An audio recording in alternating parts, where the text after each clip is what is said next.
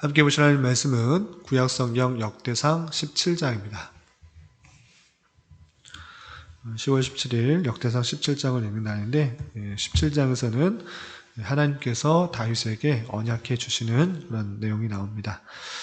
다 읽지는 않고요. 1절부터 15절까지 말씀만 봉독합니다. 구약성경 역대상 17장 1절부터 15절까지 말씀,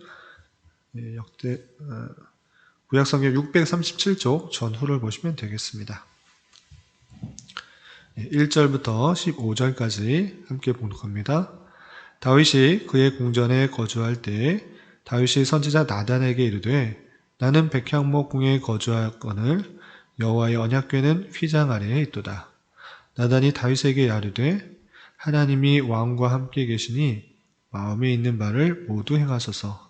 그 밤에 하나님의 말씀이 나단에게 임하여 이르시되 가서 내 종 다윗에게 말하기를 여호와의 말씀이 너는 내가 거할 집을 건축하지 말라. 내가 이스라엘을 애굽에서 올라오게 한 날부터 오늘까지 집에 있지 아니하고 오직 이 장막과 저 장막에 있으며 이 성막과 저 성막에 있었나니 이스라엘 무리와 더불어 가는 모든 곳에서 내가 내 백성을 먹이라고 명령한 이스라엘 어느 사사에게 내가 말하기를 너희가 어찌하여 내 백향목 집을 건축하지 아니하였느냐 하고 말하였느냐 하고 또한 내 종 다윗에게 이처럼 말하라. 만군의 여호와께서 이처럼 말씀하시기를 내가 너를 목장 곧 양떼를 따라다니던 때에서 데려다가 내 백성 이스라엘의 주권자로 삼고 내가 어디로 가든지 내가 너와 함께 있어 내 모든 대적을 내 앞에서 멸하라 했은즉 세상에서 존귀한 자들의 이름 같은 이름을 내게 만들어 주리라. 내가 또 내 백성 이스라엘 위하여 한 곳을 정하여 그들을 심고 그들이 그곳에 거주하면서 다시는 옮겨가지 아니하게 하며 악한 사람들에게 전과 같이 그들을 해치지 못하게 하여 전에 내가 사사에게 명령하여 내 백성 이스라엘을 다스리던 때와 같지 아니하게 하고 또 모든 대적으로 내게 복종하게 하리라. 또 내게 이르노니 여호와가 너를 위하여 한 왕조를 세울지라. 내 생명에 연한이 차서 내가 조상들에게로 돌아가면 내가 내 뒤에 내 씨 곧 내 아들 중 하나를 세우고 그 나라를 견고하게 하리니 그는 나를 위하여 집을 건축할 것이요 나는 그의 왕위를 영원히 견고하게 하리라. 나는 그의 아버지가 되고 그는 나의 아들이 되리니 나의 인자를 그에게서 빼앗지 아니하기를 내가 내 전에 있던 자에게서 빼앗음과 같이 하지 아니할 것이며 내가 영원히 그를 내 집과 내 나라에 세우리니 그의 왕위가 영원히 견고하리라 하셨다 하라. 나단이 이 모든 말씀과 이 모든 계시대로 다윗에게 전하니라. 아멘. 예, 감사합니다. 오늘 말씀 읽기 본문은 역대상 17장입니다. 우리가 앞서서 16장까지, 13장부터 16장까지는 다윗이 언약궤를 다윗의 성, 예루살렘 성으로 옮겨오는 과정을 살펴보고 또한 그것에 대한 기쁨과 감사로 다윗이 하나님께 감사 찬송을 올려드는 내용을 살펴보았습니다.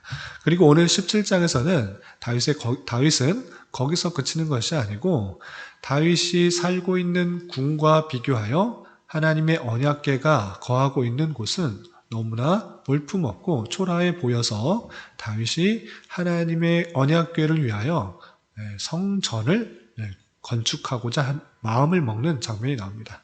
그래서 나는 이렇게 백향목 궁에 좋은 곳에서 이렇게 거하지만 하나님의 언약궤, 이 온 세상을 다스리고 통치하시는 그 하나님의 언약궤, 하나님의 임재를 뜻하는 그 언약궤는 성막, 천막에서 텐트와 같은 험곡과 가죽으로 덮여 쌓여 있는 그런 텐트와 같은 곳에 거하는 것을 볼 때 안타까운 마음이 있었던 것입니다. 그래서 나는 이렇게 좋은 백향목궁에 거하면서도 하나님의 언약궤는 정말 볼품없고 허름한 그런 곳에 있기 때문에 내가 하나님을 위하여 성전을 건축하는 것이 어떠한가 나단 선지자에게 묻게 됩니다. 그 이야기를 듣자 나단 선지자도 하나님께 묻지 않고 당장에 좋은 생각입니다. 왕의 뜻대로 왕이 하고자 하는 대로 행하시옵시오 이렇게 말하게 됩니다.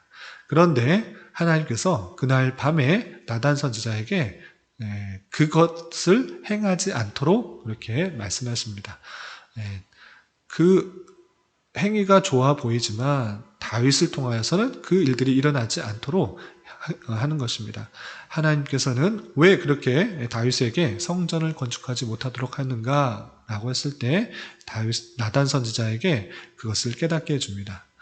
내가 애굽에서 나올 때부터 지금에 이르기까지 언제 한번 나를 위하여 좋은 성전을 만들라, 좋은 곳에 있도록 그렇게 해달라 한 적이 있느냐? 어떤 선지자에게, 어떤 자에게 그렇게 해달라고 요구한 적이 있느냐? 그런 것 한 적 없다. 하나님께서 너희와 함께 있다라는 것을 뜻하는 그런 성막, 또 천막에서 거하는 것만으로도 족하다. 너희들은 그것을 나를 위하여 그런 성전을 세우는 것을 하지 않는 것이 좋다. 이렇게 표현하는 것입니다. 그러면서 이렇게 표현합니다. 8절에 보면 내가 어디로 가든지 내가 너와 함께해서 내 모든 대적을 내 앞에서 멸하였은즉 세상에서 존귀한 자들의 이름 같은 이름을 내게 만들어주리라. 다윗이 하나님께 원하는 마음은 알겠다. 하나님을 위하는 마음은 알겠다. 그렇지만 하나님은 한 곳, 성전과 같이 이른바 여타의 다른 우상신들의 성전과 같이 의리하게 또 멋있게 웅장하게 성전을 만들어 놓고 그곳에 하나님을 가두어 놓으려고 하는 그 모습을 통해서 하나님을 생각하게 하려는 것, 그것은 잘못된 것이다 라는 것들을 깨우쳐 주게 해 주시기 원하셨고, 그렇지만 다윗이 좋은 마음, 또 거룩한 마음, 하나님을 위하는 마음, 하나님을 생각하는 마음, 하나님을 사모하는 마음, 그 마음을 또 기특하게 보시고 너를 존귀하게 만들어주겠다, 이렇게 약속해 주고 있는 것입니다. 여기서 우리는 하나님에 대한 속성과 하나님에 대한 태도를 잘 생각할 수가 있는데, 그것은 하나님은 어디로 가든지 우리와 함께하여 주셔서 하나님의 일들을 나타내신다라는 사실들입니다. 우리가 자칫 성전이라고 불리기 쉬운 이 교회당을 성전이라고 부르면 안 됩니다. 왜냐하면 그 성전은 하나님께서 우리와 함께 계시다는 것들을 표현해 주는 그런 곳일진데, 이것 교회당, 이 건물 자체를 그렇게 신성시하게 되면 자칫 하나님을 이 교회당 또는 예배당 어떠한 곳에 모셔두고 다른 곳에서는 하나님이 없는 채 살아가기 쉽다는 것입니다. 그래서 하나님은 이방신들과 같이 성전을 멋있게 또 거룩하게 또 휘황찬란하게 위험 있게 이렇게 짓는 것들을 조심스럽게 생각하신 것입니다. 그런 것이 필요한 것이 아니다. 하나님은 성전 안에만 머물러 있는 것이 아니다. 온 세상에 가득하시다. 우주에도 편만하시고 충만하신 그분이다. 그분 안에 우주가 있는 것이고, 그분 안에 우리 지구가 있는 것이고, 그분 안에 온 세상 또 우리가 있는 것일진데, 어떤 것을 만들어 놓고 그 안에 가두려고 하는 그런 생각들은 참으로 부족하고 연약한 생각일 뿐이고, 우리의 마음을 잘못 다른 데로 이끌 수가 있기 때문에 조심스러운 것입니다. 그렇게 예배당을 성전화하고 또 성스럽게 만들어 놓으면 어떻게 되는가? 예배당에 나올 때는, 이 성전 안에 나올 때는 하나님께 온전히 예배드리고 온전히 찬양하고 온전히 경배하지만, 그 밖에서 나올 때, 예배당을 떠날 때는 또 자기 마음대로 사는 삶을 살아가기 쉽기 때문에 상당히 조심해야 하는 것입니다. 하나님은 우리와 늘 함께 계시고 또 늘 우리를 지켜 보호하시기 때문에 예배당에 나올 때만 하나님을 찬송하고 하나님을 경배하는 것이 아니라 어디에 있든지 간에 우리와 함께 하시는 그 하나님을 예배하며 경배하며 찬송하는 자로 있어야 되는 것입니다. 우리가 하나님을 위할 수 있는 것이 없다라는 그 사실들을 잘 알고 우리가 살아가는 모든 호흡, 순간순간 어디 있든지 간에 주님의 은혜 없이는, 주님의 도움 없이는 아무것도 살아갈 수 없다라는 사실로 살아가는 것이 중요한 것입니다.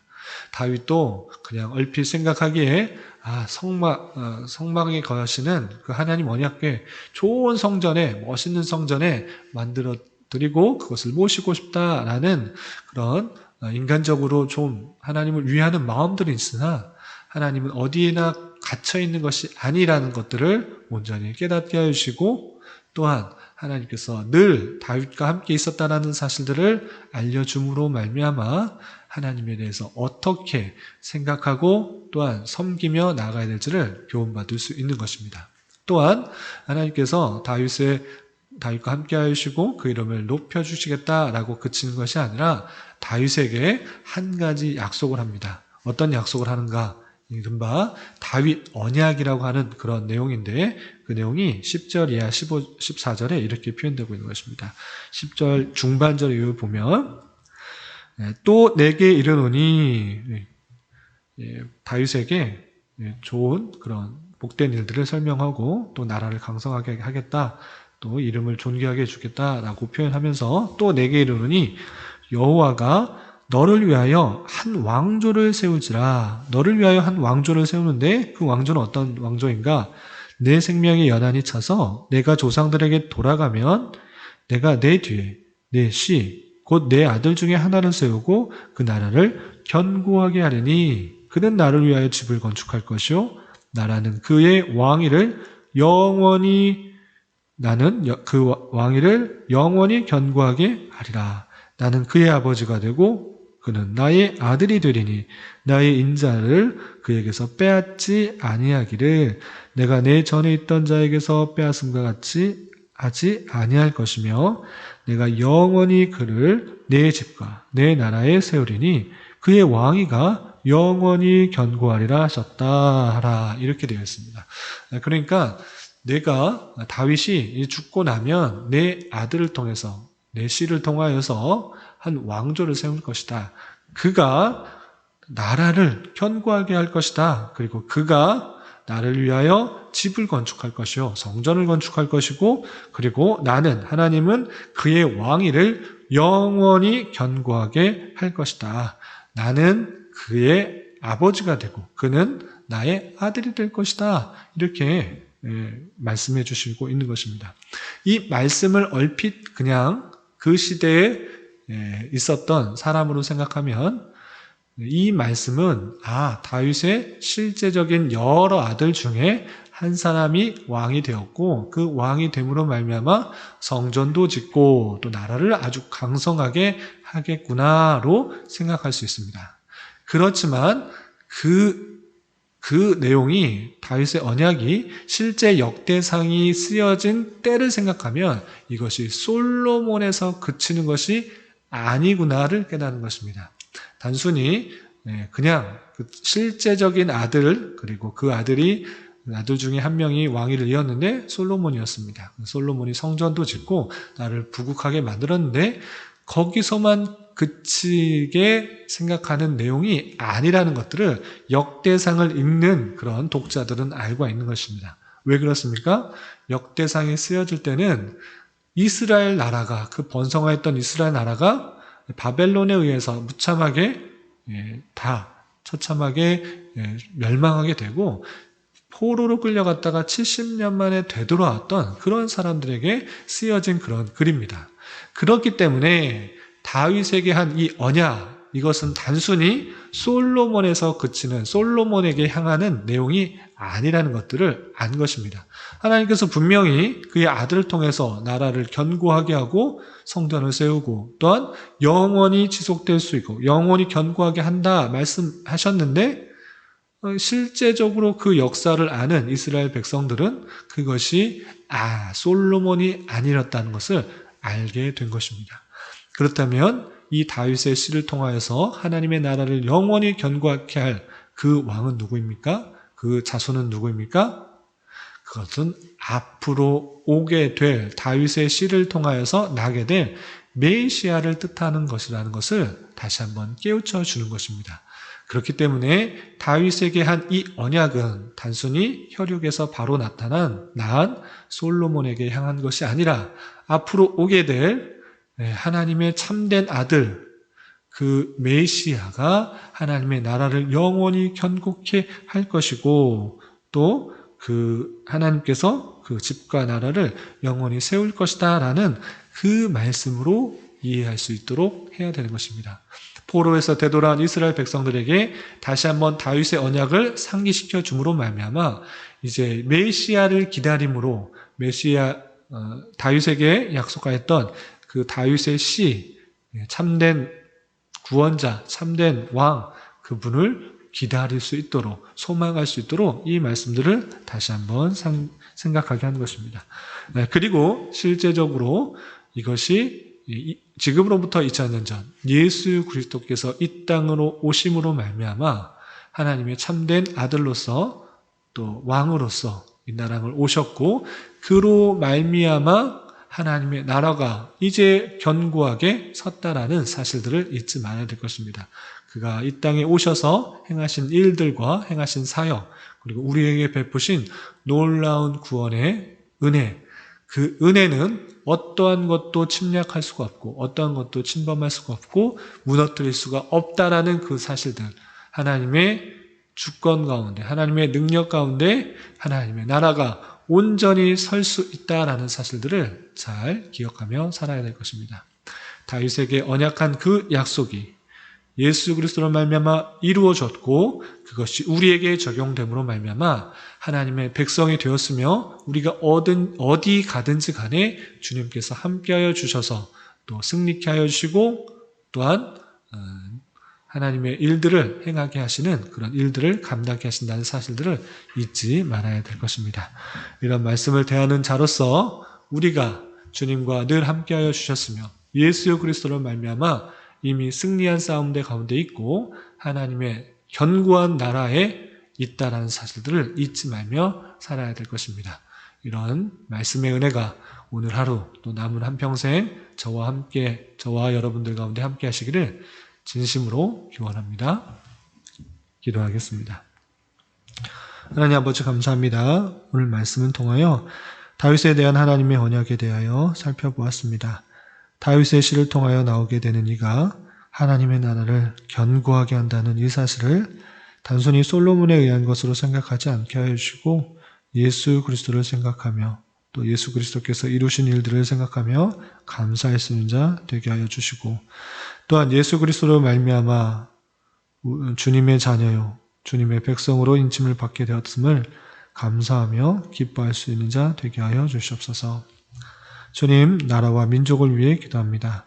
이 나라를 긍휼히 여겨주시고 많은 정치적인 혼란과 경제적인 어려움, 질병으로 인한 곤고함 등 가운데 은혜를 베풀어 주시사 이 나라가 하나님 보시기에 아름다운 모습으로 온전히 세워질 수 있도록 인도하여 주시옵소서. 특별히 이 나라의 위정자들을 붙들어 주시고 자유와 민주와 평화 속에서 백성들이 올바른 생활을 영위할 수 있도록 지켜주시고, 하나님을 예배하며 찬양하는 신앙생활이 막히지 않도록 긍휼을 베풀어 주시옵소서. 더욱 이 땅의 교회들이 이러한 시기에 더욱더 겸비하여서 하나님의 뜻을 구하게 하여 주시고 빛과 소금으로서의 역할들을 잘 감당할 수 있는 은혜 허락하여 주시옵소서. 교회 내 육체적으로, 경제적으로, 가정적으로 하고 있는 일로 말미암아 여러 가지 어려움과 아픔이 있는 지체들이 있습니다. 주님, 그들과 함께하여 주시고 위로하여 주시며 회복시켜 주시사 하나님의 선한 손길들을 깊이 경험할 수 있는 은혜 허락하여 주시옵소서. 얼마 남지 않는 종교개혁 기념강좌를 준비하시는 두 교수님에게도 주님 함께하여 주시고 붙들어 주셔서 저희 교회에 필요한 말씀들을 잘 전하기에 부족함이 없도록 인도하여 주시옵소서. 우리 또한 종교개혁 기념강좌를 기대하는 마음으로 잘 준비하며 기도할 수 있도록 인도하여 주시옵소서. 오늘은 주일을 준비하는 한날입니다. 주일을 준비하는 모든 손길 위에 풍성한 은혜로 더하여 주시옵소서. 이 시간 각자 간절히 간구하는 기도 제목 주님께서 들으시고 가장 선한 곳들로 응답하여 주시옵소서. 예수님의 이름으로 기도드리옵나이다. 아멘.